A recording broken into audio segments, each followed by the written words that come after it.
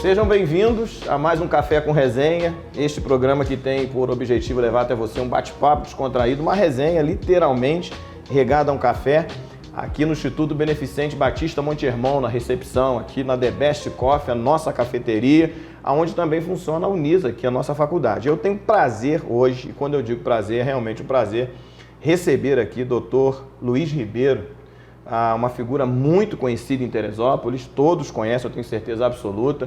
Pedi até para ele tirar a máscara, porque ele chegou aqui com a máscara, mas não havia necessidade, porque só de olhar todo mundo conhece ou pela voz. E nós vamos aproveitar bastante o senhor aqui para tirar várias dúvidas e conversar um pouco. Seja bem-vindo, doutor. Pastor, é um prazer muito grande estar com o senhor, estar com o seu público também, eu acho importante. Esse programa é interessantíssimo, né? Eu acho muito legal, porque deixa a gente extremamente à vontade, né? Olha só, você tem café, você tem água, você está com o pastor aqui do lado, que é uma simpatia de pessoa, e a gente fica realmente muito à vontade, sente muito bem aqui. Parabéns, pastor. E desde o início, doutor, sempre a ideia desse programa, e uma ideia, por sinal, muito boa, do nosso produtor aqui, Alberto Miguel, eu costumo dizer que ele é ocupado por tudo que aconteceu aqui. Que eu conheço desde molequinho. Então nós estamos em casa literalmente também. E a ideia sempre foi aqui, a gente tem um bate-papo descontraído, mas que sobretudo provocasse nas pessoas uma reflexão, um pensamento. A ideia sempre é de construir coisas boas. Até porque o momento exige. Exatamente. Isso. Mais do que nunca é um momento de nós usarmos a mente para pensar, não é? A razão, muito mais do que a emoção e, sobretudo, esclarecimento e informação. Com certeza. E o que é pior, pastor? Nós estamos vivendo um momento onde as pessoas parecem se divertem com os fakes. Exatamente. Com notícias falsas. E espalham essas notícias como verdadeiras. O senhor sabe, né? Uma mentira falada muitas vezes torna-se uma verdade. Acaba se tornando uma verdade. E isso dificulta, até no momento de você passar as coisas corretas para as pessoas. E, infelizmente, a sensação que eu tenho às vezes é que as pessoas gostam mais das fake news, não é isso? Das notícias plantadas. E, sobretudo, quando são negativas. Com certeza. Uma notícia ruim tem um efeito melhor do que uma notícia boa. Por exemplo, a questão da máscara. Sim. Essa questão, esse fake que está por aí e que está, poxa, foi espalhado, mas espalhado de uma maneira absurda.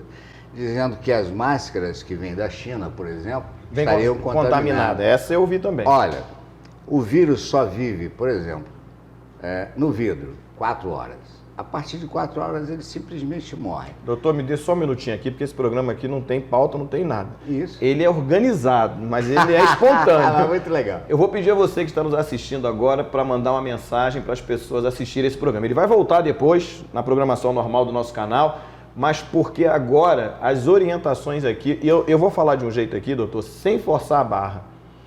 Essas orientações que serão dadas aqui agora, elas dizem respeito à vida. Com certeza. Não é isso? Porque, por exemplo, uma informação que o senhor vai dar agora e tantas outras que virão aí, isso vai importar na vida das pessoas agora. Com certeza. Me preocupam muito essas fakes, né? Existe essa fake da máscara, que eu coloquei, a máscara da China. Então, por exemplo, o vírus, ele vive 4 horas no vidro, depois ele simplesmente morre. No ar é 20 minutos só. Ou seja, se você tiver contato com alguém que tenha coronavírus, né, dura só 20 minutos no ar. Mas são 20 minutos. 20 minutos é suficiente para fazer muita coisa. Muita coisa. Dependendo do local, imagina um elevador, Sim. Por exemplo, uma rodoviária. Então, o uso da máscara é importante. Fundamental. Mas deixa eu só terminar aqui, pastor. Sim. Como o senhor falou, nós somos organizados. É isso aí, vamos organizar a conversa. O senhor organiza a conversa que eu bagunço. Aqui, é uma máscara cirúrgica. Uma máscara cirúrgica que veio da China. Né? Fabricação chinesa. Essa eu peguei no hospital. Ele vive aqui exatos 1 hora. Ora, quanto tempo demora uma viagem daqui na China? De avião, ou imaginar um supersônico. Não daria tempo de chegar aqui ainda. Não tem. Quando chegar, realmente já está inerte. É um material absolutamente inerte. Então, existem alguns lugares que nós temos que tomar muito cuidado. Sim. Tá? E o uso da máscara, ele é fundamental. Doutor, deixa eu aproveitar a sua fala para organizar a conversa. Eu costumo dizer o seguinte, geralmente o ser humano, ele se preocupa com os efeitos. Eles não se preocupam com a causa. Com a causa. Não é? O senhor é doutor, sabe disso melhor do que eu. Eu passei 4 meses tratando uma hérnia de disco perigosíssima na coluna vertebral, como se fosse um torcicolo. tomando Torcilax. É isso aí, automedicação. Então né? o senhor sabe dessas muito melhor que eu. E como sei? Nossa. Então vamos lá. A origem Tem desse uma história vírus... muito interessante, deixa Sim. só colocar. Eu estava no meu consultório e tinha uma fila de pessoas que iam para se consultar comigo, né? Isso faz algum tempo. Certo. Aí uma senhora chegando para nós disse assim, não, porque eu estive aqui no Dr. Luiz, o mês passado, estou bem agora.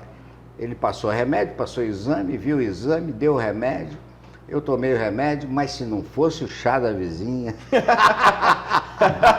Poxa vida. Meu Deus do céu, rapaz, se não fosse o chá da vizinha... O chá que resolveu. O chá que resolveu. Então tem essa questão da automedicação, que também é importante, eu quero conversar com os seus telespectadores, quero conversar com o senhor. Sim. Porque existem também muitas histórias sobre remédios que estão Histórias aparecendo. do que pode resolver, né? Isso. Eu já A gente vai ouvi tentar até esclarecer isso que tudo. medicamento para cachorro que o veterinário usa serviria. Logo que começou a surgir, né, o coronavírus, disseram isso. Eu, como tem 3 lá em casa... É porque na receita está escrito coronavírus. Eu só queria iniciar a história do coronavírus. Isso, eu acho que isso é fundamental. Nós temos no Brasil já reconhecido, já há muitos anos, aproximadamente 18 cepas de coronavírus. 18? 18 cepas de coronavírus no mundo e no Brasil. Eles atingem animais, por isso tem esse remedinho.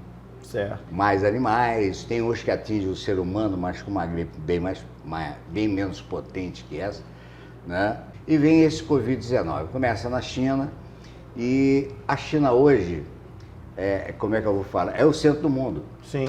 Tudo vem de lá, tudo vem. Se você olhar, está tudo escrito made in China, made in China, made in China. É tecido, é máquina, é máscara, é respirador, tudo escrito made in China. Muitos produtos que nós temos em casa, origem da China. Muitos produtos. Eu garanto que metade dos produtos que nós temos em casa vem da China. Daí a facilidade, até porque as pessoas viajam muito para lá. Então aquela história de uma possível mutação, a experiência que foi feita, nada disso procede? Nada disso procede. Isso é uma doença, como eu falei, nós tínhamos já 18 cepas. Já existiam? Já existiam. Essa é a 19ª. Discute-se até hoje a origem, né? Existe esse fake também, dizendo que a China fez para poder dominar o mundo. Nada, eles perderam 80 mil pessoas lá. Inclusive tem um município do estado do Rio de Janeiro que processou a China. Pois é, uma coisa absurda. A que ponto chega? A que ponto, pois é. Então, ela veio da China, mas veio pelo vetor. O único vetor desse coronavírus, a cepa 19, é o ser humano. Então, como muitos empresários iam até lá para comprar coisas e fazer negócio com os chineses, trouxeram e levaram para o mundo inteiro. Sim. E hoje o mundo é uma coisinha muito pequena. Acontece alguma coisa, por exemplo, nos Estados Unidos hoje, você sabe na mesma hora. Na mesma hora. Né? Acontece em qualquer lugar do mundo, você sabe na mesma hora. O Krakatoa, que é um vulcão, antigamente você demorava semanas para saber que houve uma erupção, agora é na mesma hora. E filmado, né? Tanto por câmeras como por celulares. Então as coisas são muito rápidas. E daí a disseminação ter sido muito rápida. Que o vetor somos nós seres humanos. E com um agravante, pastor, o que ocorre? 80% das pessoas que têm coronavírus não têm nenhum sintoma. É o chamado assintomático. O portador assintomático. É aquele cara que só tem uma coriza, por exemplo. Ou de repente não acontece nada. Ou tem um desconforto de noite, pronto, só uma vez, não aconteceu nada, toma um remedinho. Vamos falar do remedinho. Toma um remedinho e no dia seguinte está tudo ok. E ele passa, esse portador assintomático, passa a ser o vetor, ou seja, aquele que entrega a doença para outras pessoas. Entendi. Pela especificidade, pela multiplicação absurda desse vírus no ser humano, porque é absurdo, a quantidade, primeiro eles precisam de um clima mais ameno. Sim.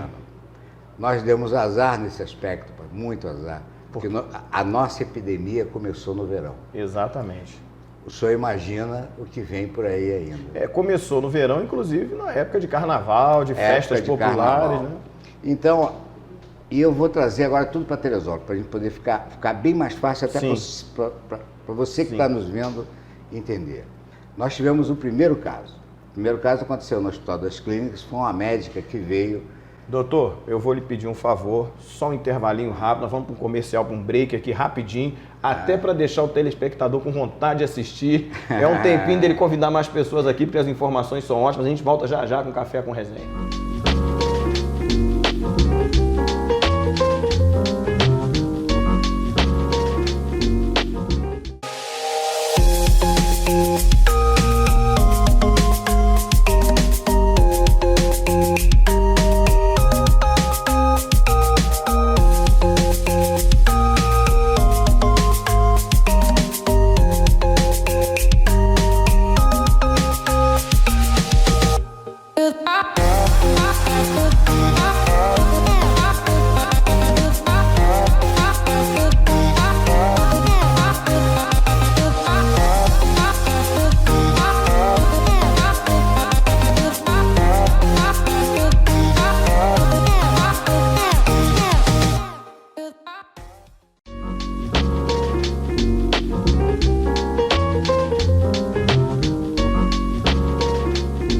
Estamos de volta aqui porque o doutor estava trazendo uma informação muito importante de como tudo isso começou em Teresópolis. Porque sabendo como começou, já é um meio caminho andado para saber como tratar. Nós tivemos muita chance, pastor, muita chance de não deixar chegar ao Então ponto tivemos que chegou. chance e oportunidade de evitar isso tudo. Com certeza. O primeiro caso foi típico, né? Essa médica estava na Itália. Na Itália. E veio e fez, quando desceu do avião, fez o teste e veio para Teresópolis e foi para o Hospital das Clínicas. Então ela já chegou aqui sabendo que estava contaminada. Deu o seu plantão, tranquila. Não sabia que estava contaminada. Não sabia. Ela fez o teste no aeroporto? É o teste sorológico. Sim. Esse teste sorológico demora 14 dias. 14 dias. De 12 a 14 dias. Hoje em dia tem mais rápido, né? Não, tem o teste rápido. E nós temos que conversar sobre ele também. Nós temos o teste rápido, o teste do PCR e o teste sorológico. Esse sorológico, então, são 3 tipos de teste. Certo. Esse seria o mais eficaz, tem diferença? Mais eficaz é esse. É isso. É esse porque ele estuda a estrutura, ele descobre a estrutura do vírus dentro da molécula, dentro da célula.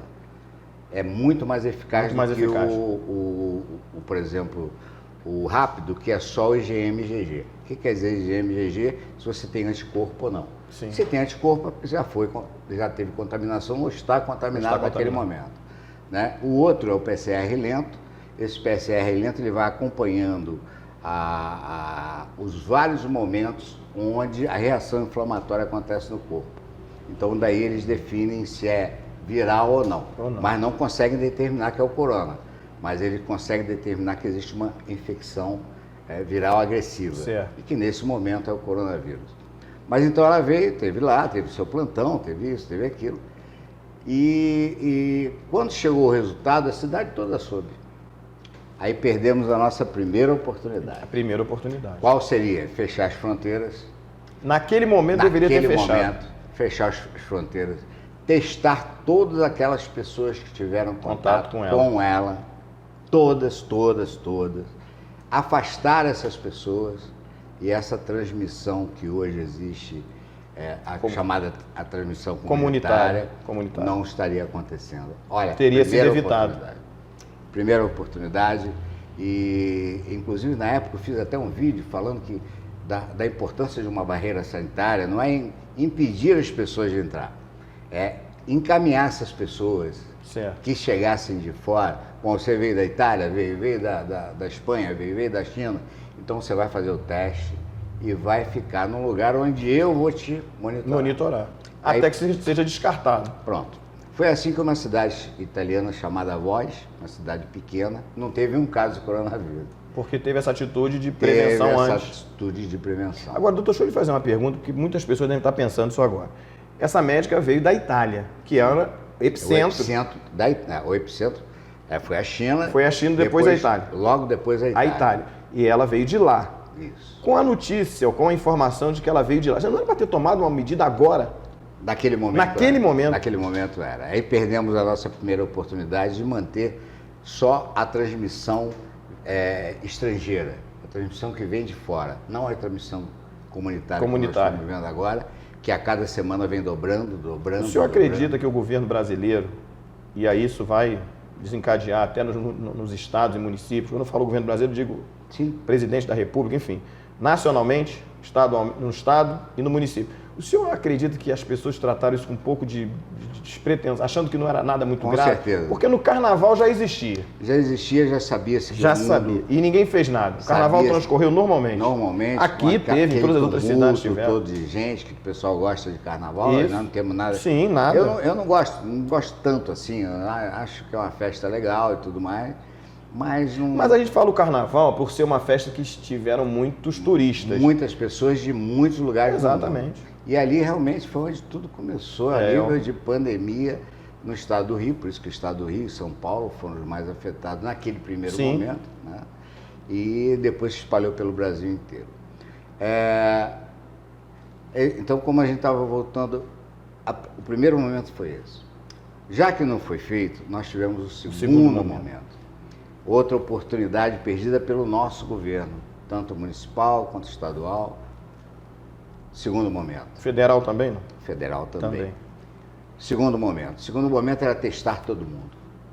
Mas tinha condições? Tinha teste naquele momento. Tinha, porque os Estados Unidos ainda não estavam vivendo a pandemia. Sim. O grande problema de você conseguir o teste, pelo menos até o mês, agora você já consegue comprar testes à vontade. Mas até o último dia 15 de março é que foi quando os Estados Unidos atingiu o máximo da sua pandemia. Então ele comprou tudo. O governo americano comprou tudo. Então desapareceu. Que já era de se esperar, né? Porque lá eles são muito ricos. Sim. Então eles compraram todos. E que eles não compraram, eles sequestraram. Tinha aviões que vieram para o Brasil, para outros lugares da América, que eles simplesmente sequestraram o que estava lá dentro. Né? Não vai sair daqui, não pode sair daqui. E a empresa não podia perder o dinheiro, acabava vendendo para eles. Né? Bom, então nós tivemos o segundo momento, era testar a população toda. Se testa, por exemplo, a população toda, isso 15 dias depois daquela moça que veio da Europa, da Itália, ter o resultado positivo. Se nós 15 dias depois testássemos todo mundo, nós iríamos afastar somente as pessoas que estariam contaminadas. Só, mais nada. E é o básico, né? Que é o básico conhecimento da que você está enfrentando. Eu costumo dizer que você não faz medicina com achismo. Medicina e achismo não combinam. Não tem nada a ver uma coisa com a outra, né? É igual o homem quando vai pegar roupa. A gente sempre pega roupa que não combina, a mulher manda a gente trocar. Não é isso? Medicina e achismo não combinam. Não tem como. Você faz medicina com dados.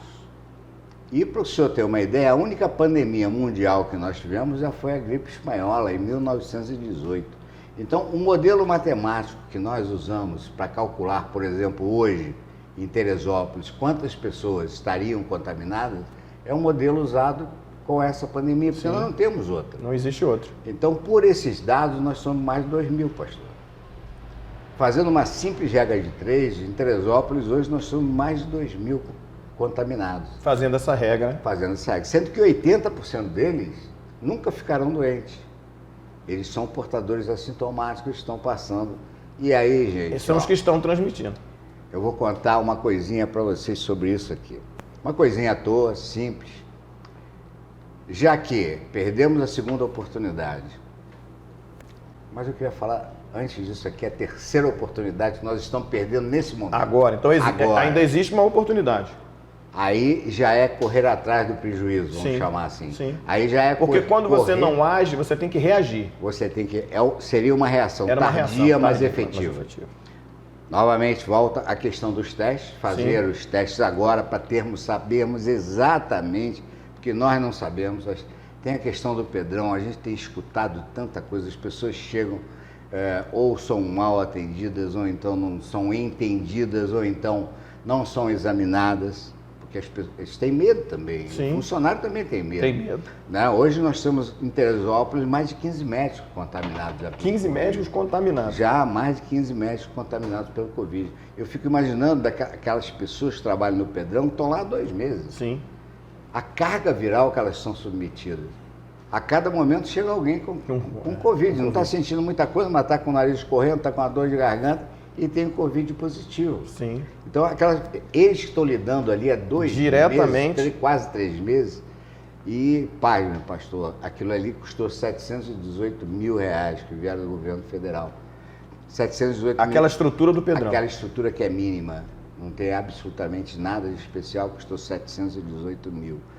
Bom, mas isso aí é outro departamento, isso não é nosso departamento, também eu acho que não é a nossa intenção levar para esse lado. Mas o que eu estou falando é agora a terceira oportunidade. Essa terceira oportunidade que nós estamos perdendo é a questão da construção do hospital de campanha. Sim. Todo mundo fala do hospital de campanha, que é isso, que é uns a favor, outros contra, mas como médico, eu só vou dizer uma coisa para vocês. O hospital de campanha é fundamental. Por quê? Ele desafoga todos os leitos dos hospitais. Certo. Todos. Hoje nós temos uma quantidade imensa de pessoas bastante grande internadas no Hospital das Clínicas, contaminadas, mas que não precisam de respirador. Certo. E temos uma outra grande quantidade de pessoas no Hospital São José, contaminadas, mas que ainda não estão no respirador, não precisaram, graças a Deus.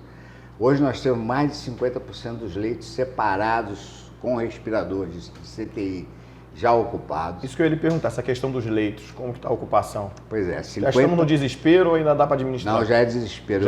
Vou tentar explicar para o senhor e para os seus telespectadores. O que ocorre é o seguinte, as pessoas continuam, gente, infartando. Sim. Continuam tendo seus derrames. Sim. Continuam tendo seus problemas de diabetes, precisando de CTI.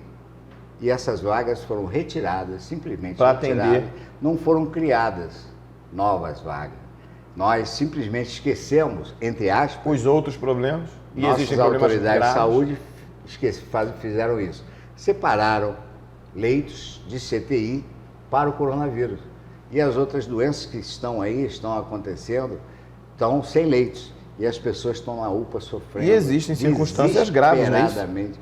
Não, hoje mesmo eu recebi de zap, talvez uns 10 de pessoas que estão na UPA desesperadas, querendo uma solução. Eu quero perguntar para a senhora a questão dos leitos, que é muito importante, até porque quem está em casa agora quer saber, não é? Se porventura precisar, como vai reagir, se nós temos condições. Mas eu vou dar um break aqui rapidinho, a gente já volta já com a continuidade, onde eu tenho certeza que tem muito mais coisa importante aí.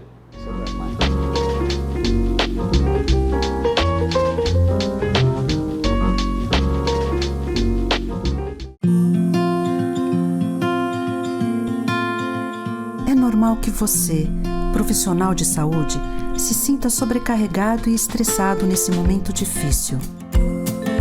Procure o apoio de seus colegas, familiares e amigos e utilize estratégias para enfrentar este momento, como descansar e fazer pausas entre um turno e outro. Tenha uma alimentação saudável e procure fazer atividade física regularmente, como subir escadas, dançar e fazer ginástica em casa. Nós reconhecemos e agradecemos a dedicação de vocês para salvar vidas.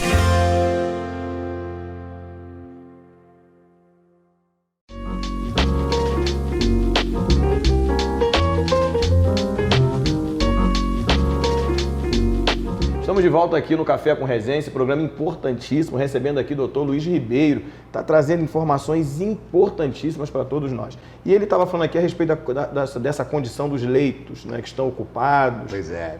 E eu estava falando que hoje, pastor, eu recebi acho que quatro zaps, né?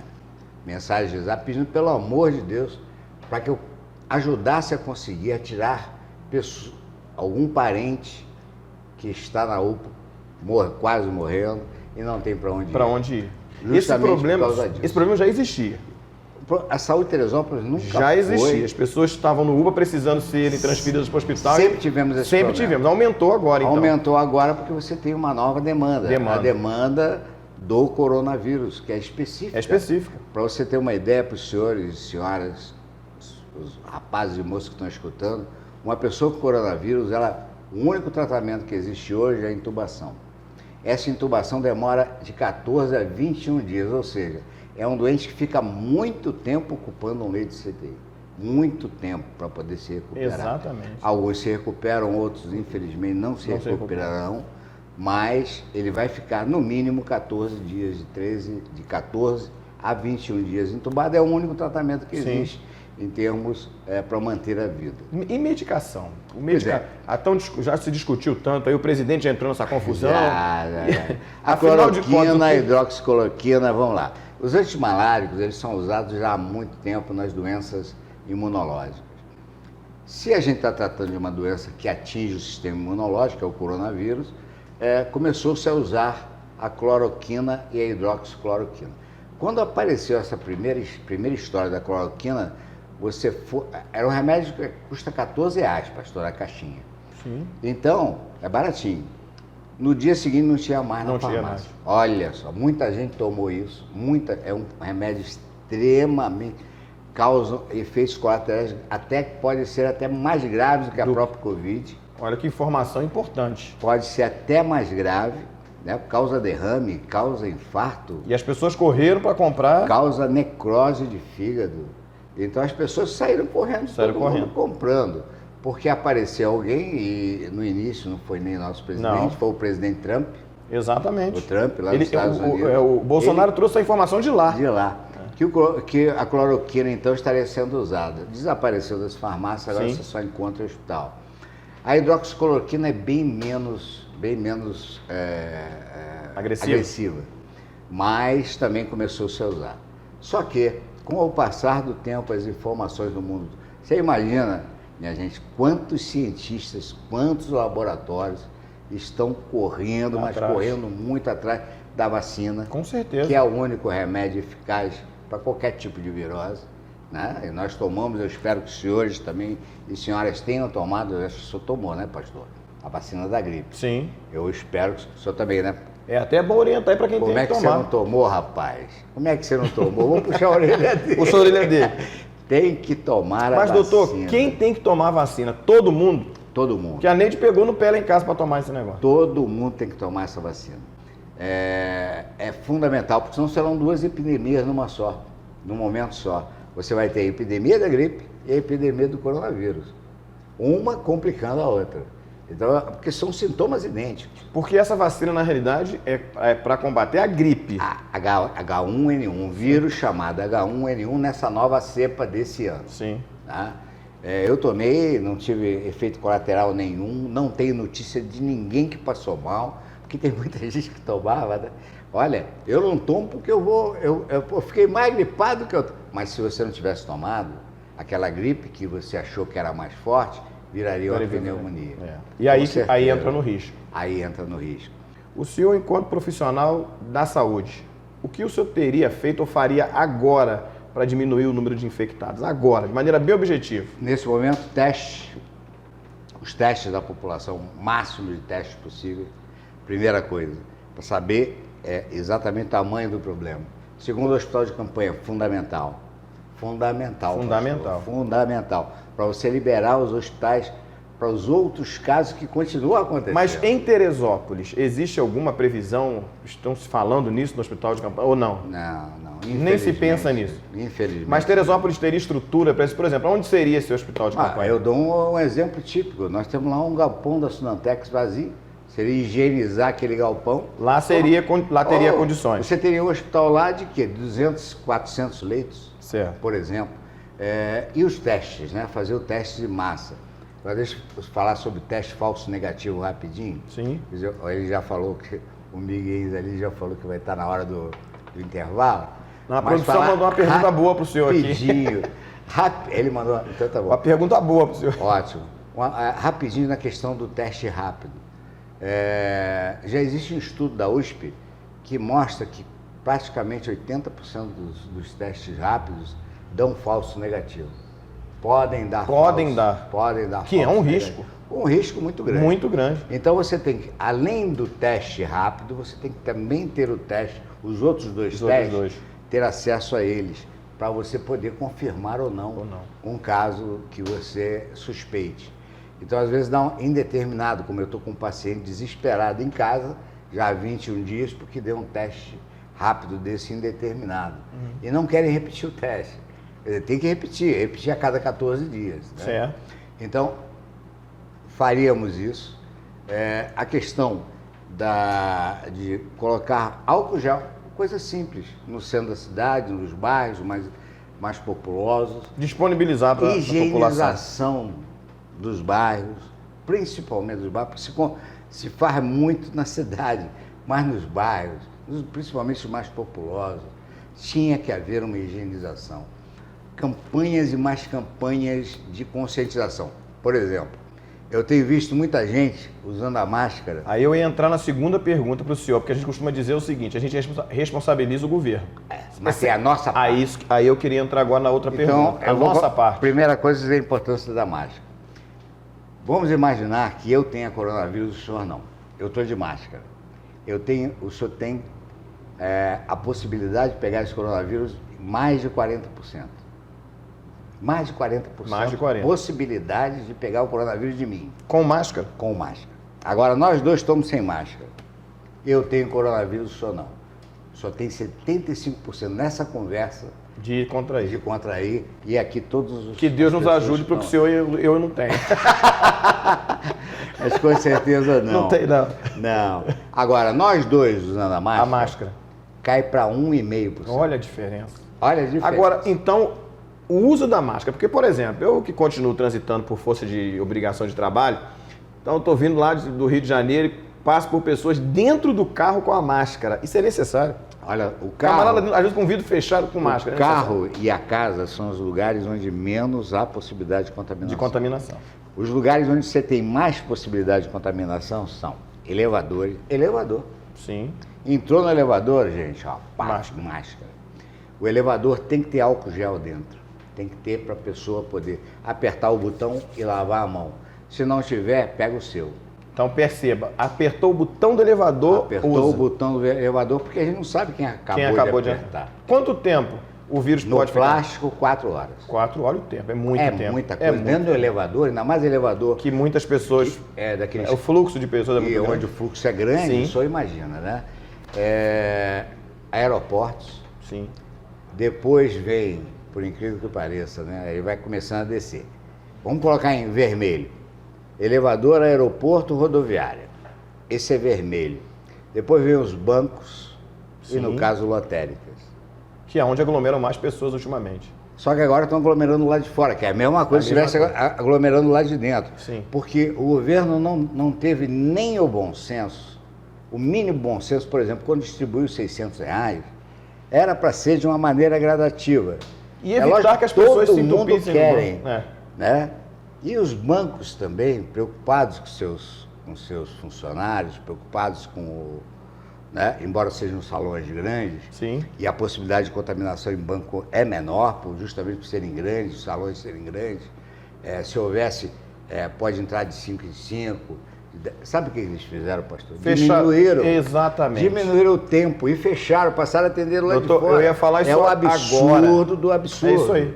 Você ali, se eu falei para vocês que o vírus fica 20 minutos vivo no ar, imagina aquela quantidade de gente que está ali do lado de fora. Então o governo faz uma propaganda para as pessoas não irem para a rua, não ficarem na aglomeração, e eles fecham as agências. Eu passei por isso hoje.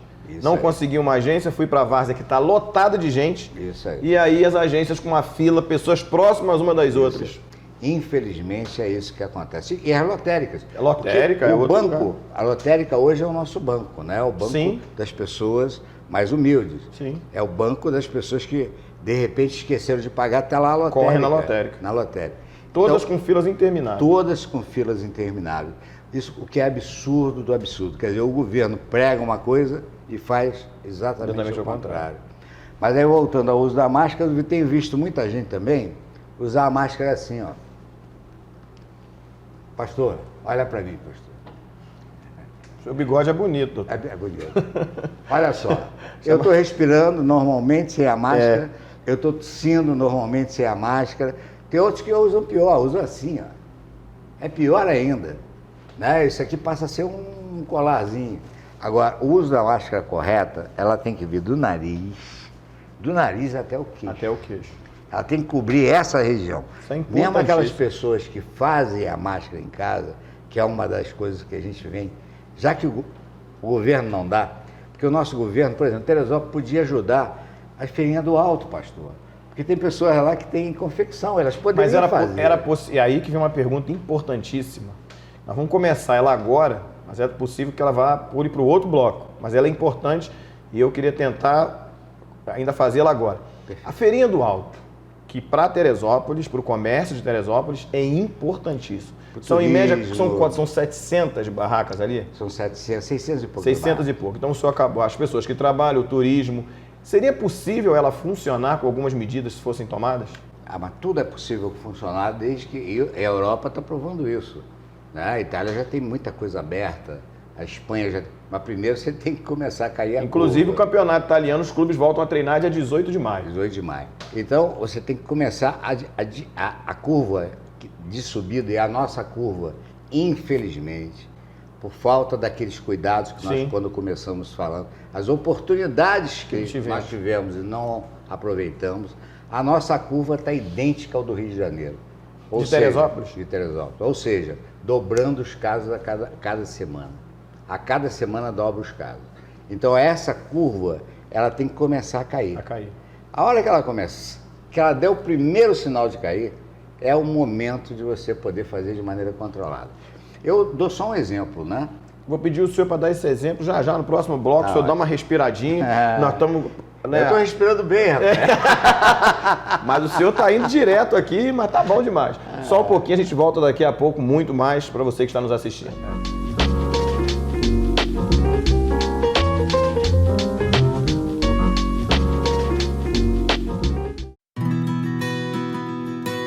Cuidar de idosos é um ato de amor. Neste momento em que eles estão vulneráveis à pandemia do coronavírus, é importante manter uma alimentação saudável e de qualidade. Preparar as refeições, cuidar da casa, brincar com o animal de estimação, estimula a atividade física sem sair de casa. Se ela ou ele fizer uso de medicação, tenha em quantidade suficiente para 2 semanas ou mais, mantendo o acompanhamento à distância pela equipe de saúde. Se o idoso morar só, faça-se presente por telefone ou mensagens, sugerindo atividades como leitura, ouvir música, assistir filmes. Com pequenos cuidados, você demonstra um grande amor. Cuide-se, você também.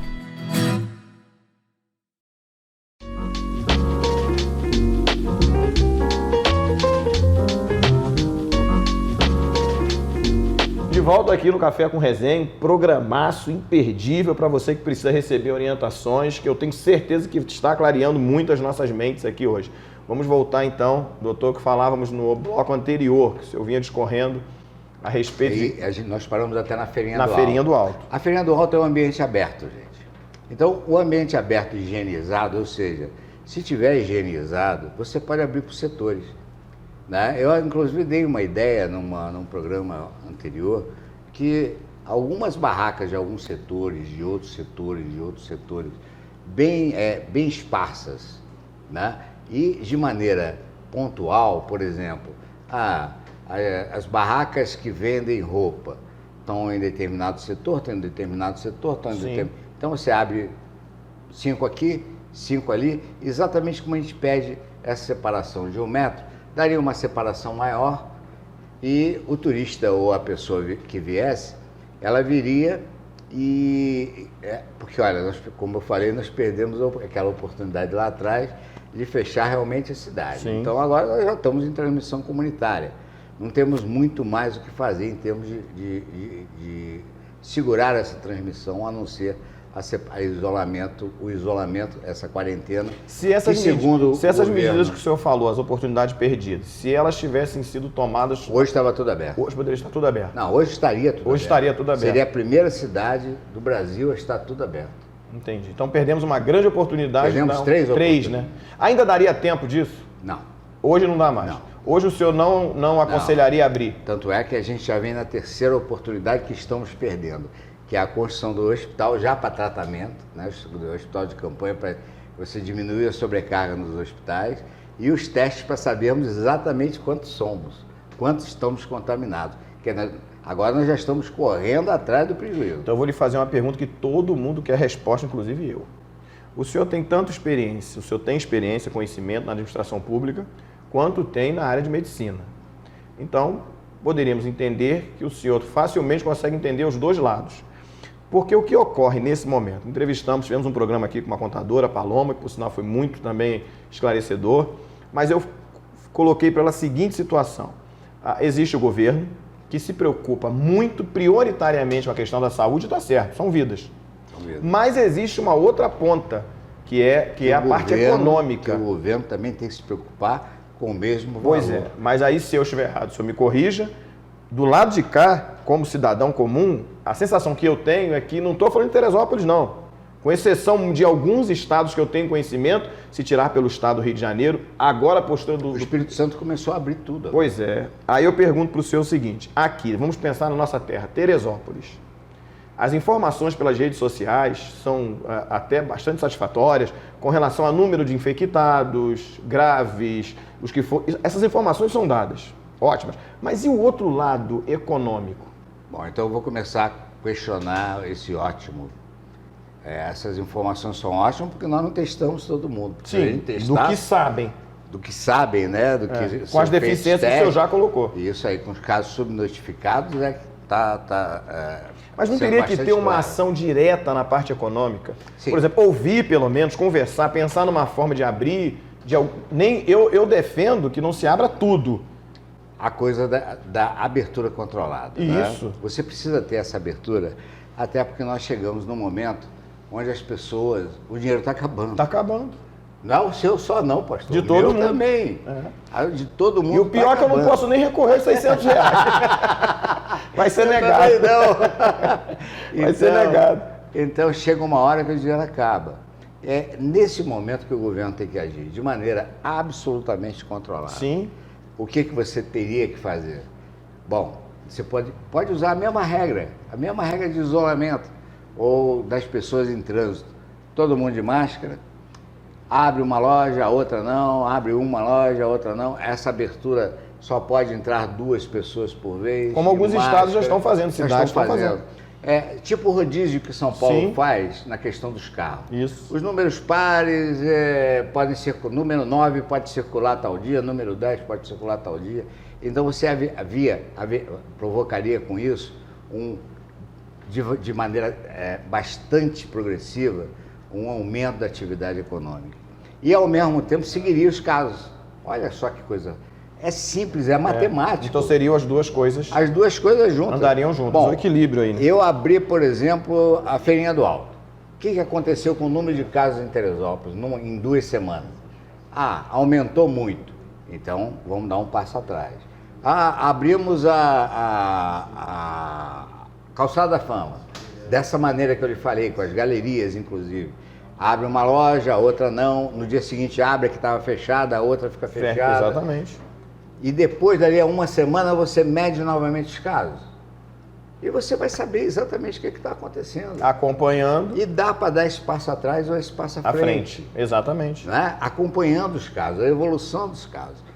Não tem mais jeito de a gente controlar a transmissão, só através das máscaras mesmo e do cuidado de cada um de lavar as mãos, usar álcool gel. Sim. Que seria uma excelente, vai ser até em primeira mão nesse programa, que eu vou dar uma sugestão, embora a minha sugestão não seja escutada, mas eu daria uma sugestão ao prefeito, à prefeitura, que eu colocasse álcool gel em vários bairros e no centro da cidade, galões bem colocados, estrategicamente colocados, e pequenos lavatórios também, para as pessoas lavarem as mãos. Essa seria uma ação bem eficaz. É eficaz, é isso que nós estamos falando. Isso aí. Quando eu falei para o senhor que se nós dois usarmos máscara, vai ter 1,5% de possibilidade, eu estou dizendo que pode abrir o comércio.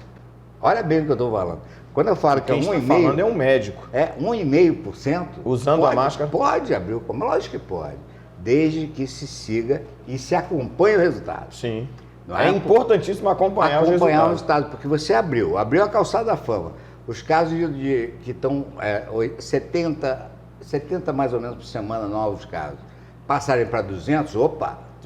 Segura, aí eu vou dar um passo atrás aqui. Né? E nós temos uma outra coisa importante, outro dado importante, e a gente tem que fazer sempre com dados, né? Que os principais locais onde há casos de coronavírus são no centro e no alto. Sim. Então, o centro e o alto tem que ter um tratamento diferenciado. É onde seriam colocados os lavatórios, onde seriam colocados...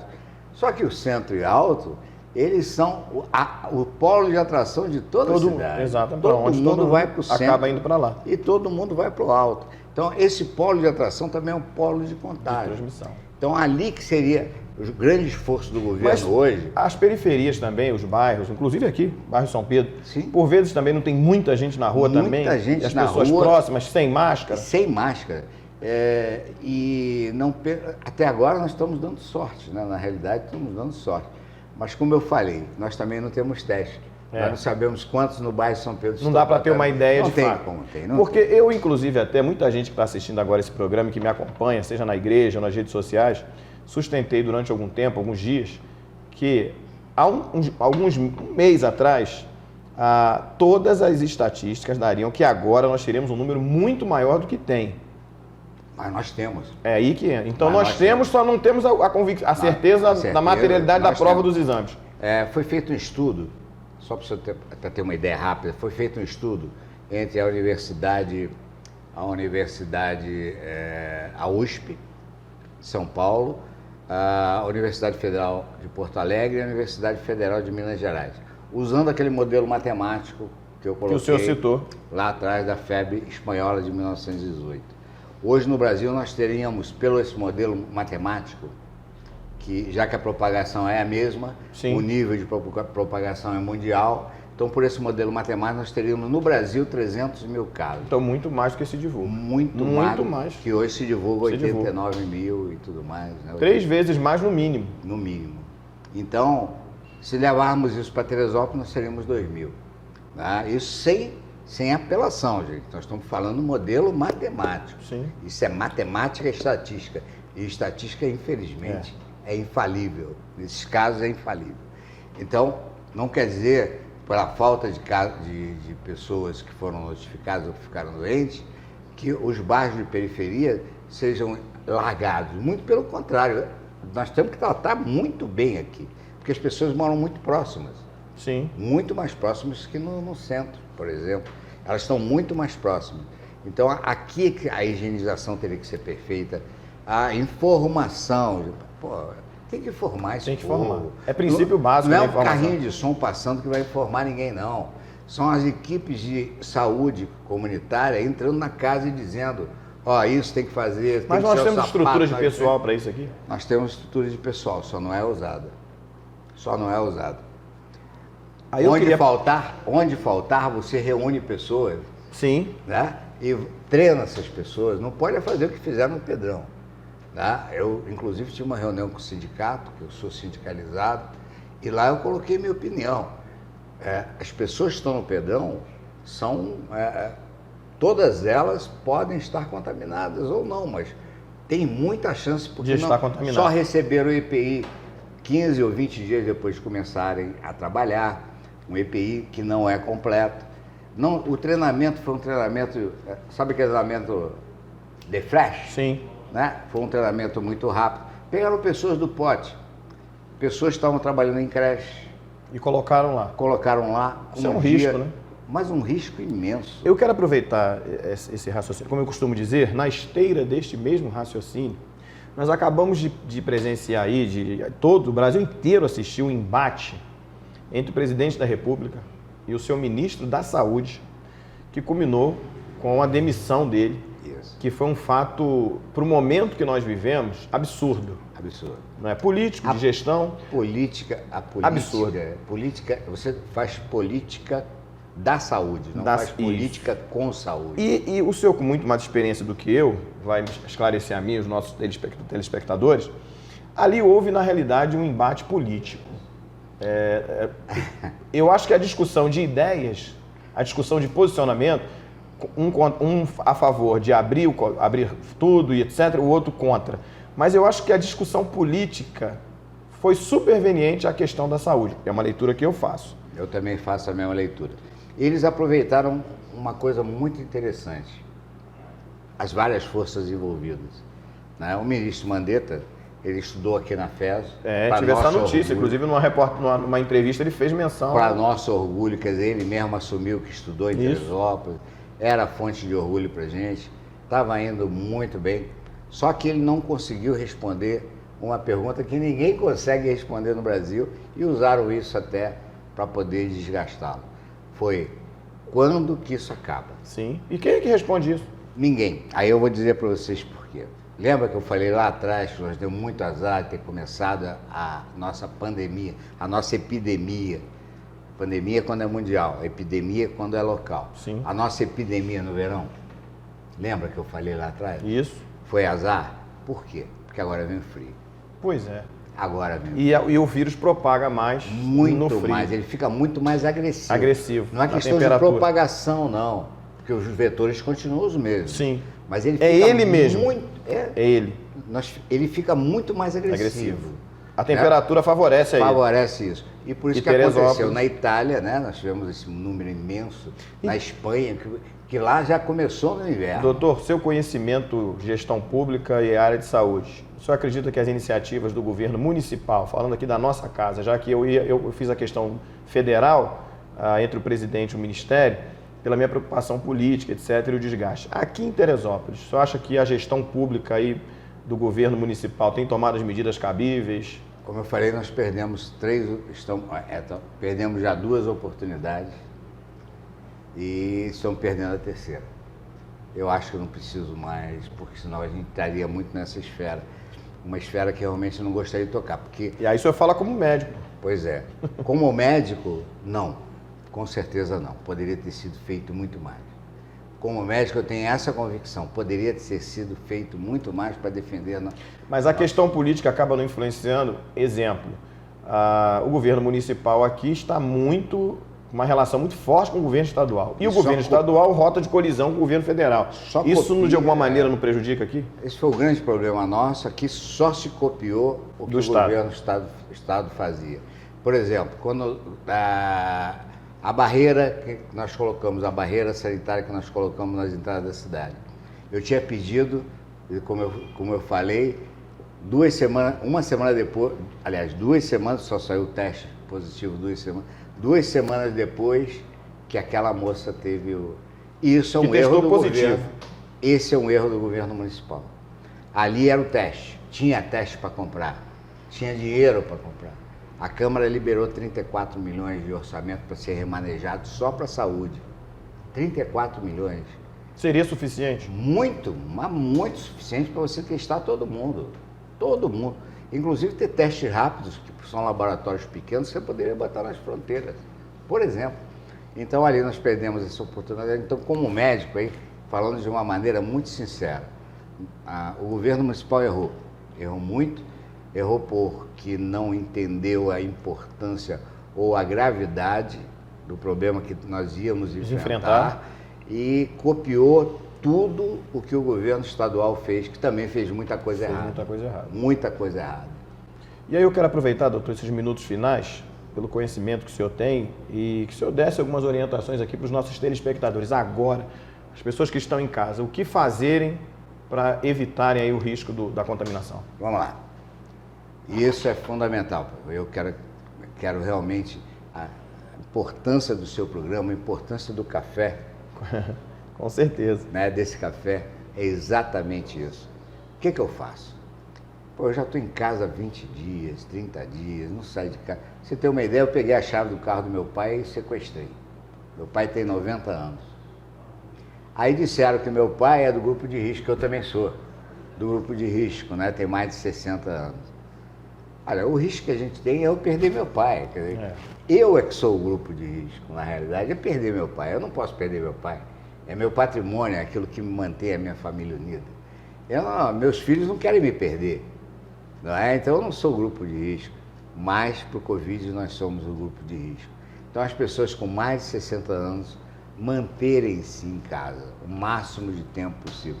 Quer sair, gente? Ó, máscara, por favor. Façam em casa, compre, não importa, mas usa a máscara. Saiu de casa, voltou, tira o sapato. Tirar o sapato não parece, mas é Muito procedimentos importante. importantes, né? Entra, tira o sapato, põe o seu chinelinho, vai curtir seu dia, lava as mãos na hora que sair e chegar em casa. Passa álcool gel na hora de cumprimentar os seus familiares.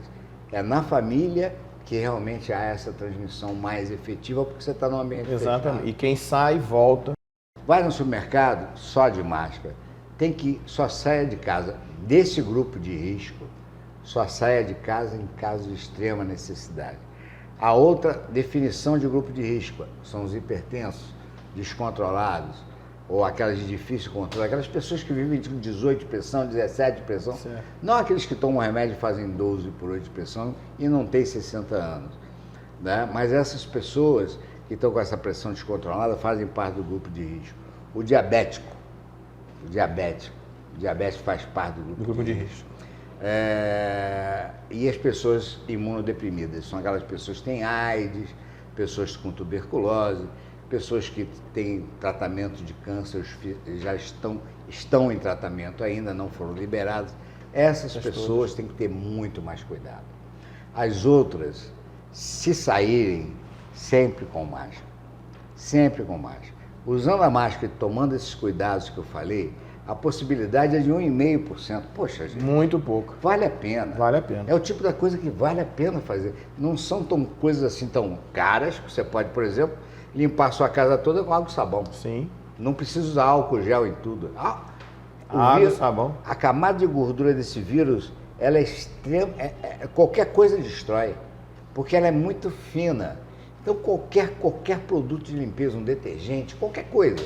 Colocou água sanitária, então, Deus me livre, que mata tudo. E então, Inês vai gostar disso agora, que Inês gosta muito de usar água sanitária. Pois é passar um paninho, aquela água sanitária diluída, né? Vai passando, dilui com água, vai passando e pronto, está resolvido. Informações importantíssimas. Então, são coisas simples. Simples, mas que resolve. Façam isso, porque vocês vão estar dando uma prova de amor à sua família e ao próximo. Está na hora, e essa epidemia, agora já entrando numa área diferente, né? Da área da filosofia, da área desse momento que nós estamos vivendo, é uma oportunidade única também, das famílias se unirem mais, com certeza, das pessoas serem mais fortalecerem os laços uma das outras, e a gente só mostra que gosta do próximo, né? Porque é muito fácil falar. Sim. Mas demonstrar, hoje a gente demonstra usando máscara. Hoje não tem como a gente se esconder. Hoje, aquele que está usando máscara na rua está provando que gosta de outra pessoa também. Isso aí. Dele e da outra pessoa. E respeita a outra pessoa. E essa é a lei da vida, né? Respeitar. E eu acho que a gente vai sair fortalecido disso tudo. É o que todos nós esperamos, sobretudo confiando em Deus. Doutor, muito obrigado pela sua presença. Foi um programaço. Gostaria de ter muito mais tempo aqui, conversar com Alberto Miguel, para termos uma outra, voltarmos daqui a um tempo. Até porque, não vai dar mais tempo, mas eu quero olhar para o futuro. Como nós viveremos no futuro. Isso. E eu queria também falar uma coisa que é muito dinâmica. Né? Essa doença é muito dinâmica. Hoje, por exemplo, em termos de tratamento, só para acabar aquela parte, já se descobriu que o grande problema do coronavírus não é a parte pulmonar, não vai direto para o pulmão que é o afetado, é a coagulação intravascular disseminada. A partir do 3º dia já começa microtrombos para todos os lugares do corpo. É uma coisa absurda, uma avalanche de microtrombos que se alojam no pulmão, então dariam esse quadro pulmonar. Então é muito dinâmico, toda hora acontece uma coisa diferente. Quantas vezes é importante se cuidar, estaremos se proteger. Aqui. E eu tenho certeza que daqui a alguns meses, né, a coisa vai estar mudada. Se Deus quiser, para melhor. Doutor, muito obrigado pela sua presença. Deus abençoe o senhor. Você que está em casa, muito obrigado. Deus abençoe a nossa cidade. Amém. Obrigado pela sua atenção. Que Deus nos abençoe em tudo e sempre.